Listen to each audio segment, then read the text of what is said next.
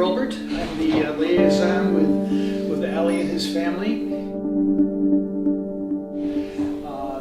They're put into our what's called a support committee, in which we work with them to help them get their necessary sweat equity hours and take various education courses which will help them become good homeowners.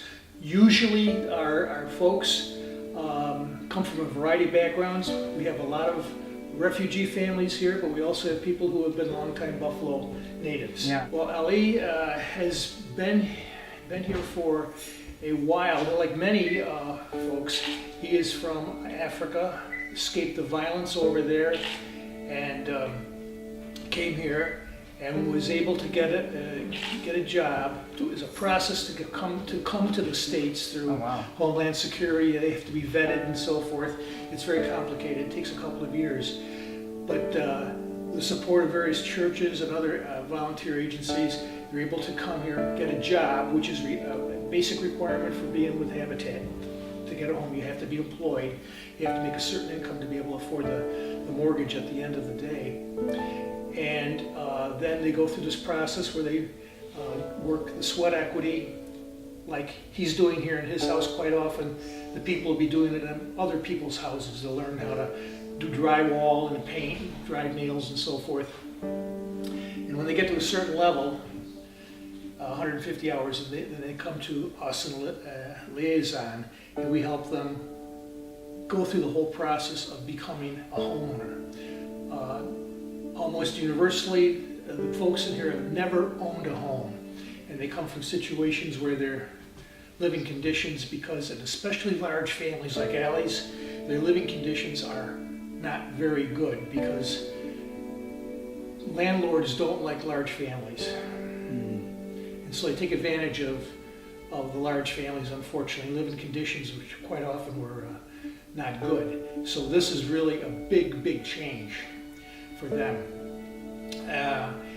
And we stay with them right straight through the process, and where we go through the closing with the lawyers and so forth, and then we stick with them for another 6 months to help them get acclimatized to being a homeowner.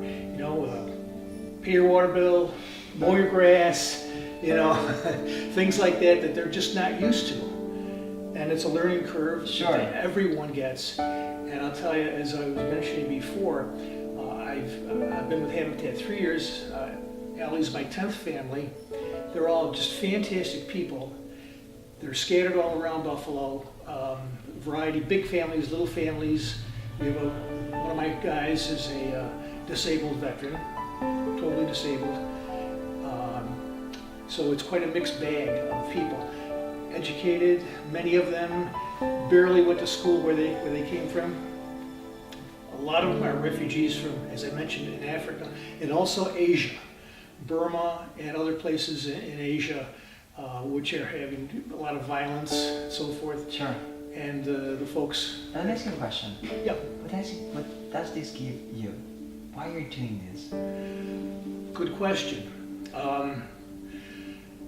My background is in labor relations, and quite often it's not all that rewarding sometimes, but the human contact here, we're taking people who have never really had the experience of being a homeowner, who've lived in very poor conditions overseas and even when they come to the States, and help them help themselves become contributing citizens to the country. I think that's what it's all about. I wish other people would learn a little bit more about it, because maybe some of this political rhetoric would go away when it comes to immigrants and so forth.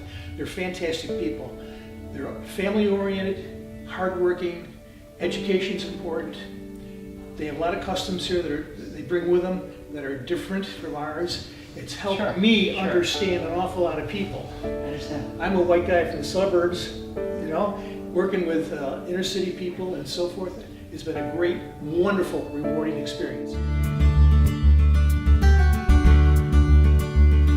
Most important thing that you could do if you would like to become a volunteer with Habitat, we always need people who can learn how to drive nails and paint and do other things. Skilled workers are wonderful, but they're few and far between. But we always need volunteers. We have lots, just like Patrick mentioned when you interviewed him. We have lots of great volunteers, but we need more so we can expand and open up more housing for more families, because there's a tremendous need out there. We have a huge waiting list. Oh yeah?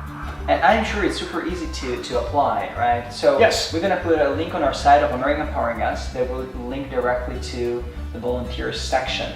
So it will be incredibly easy. You just go on AmericanPowerandGas.com, you find the link to go to Habitat for Humanity, right? And it will be incredibly easy to find all those information and to apply to be a volunteer, right? And we want also to tell to our customer that donations are always welcome. Oh, absolutely. And they don't need to be hundreds of thousands of dollars at a time. Any donation is meaningful, And it can be in the form of furniture, gardening tools, other things like that, which these folks could certainly use. Sure. Okay, thank you very much for your time. Thank you. It was really wonderful seeing all the products that the families are going to be able to enjoy. Yeah, we're going to do it for 100 families in each stage that we are in. We're going to start with that. We have other plans, okay, because we think that we spoke with Habitat for Humanity Pennsylvania. This is our second episode in New York. And we think we want to take a step forward and trying to understand what can we do. Okay, the home is finished.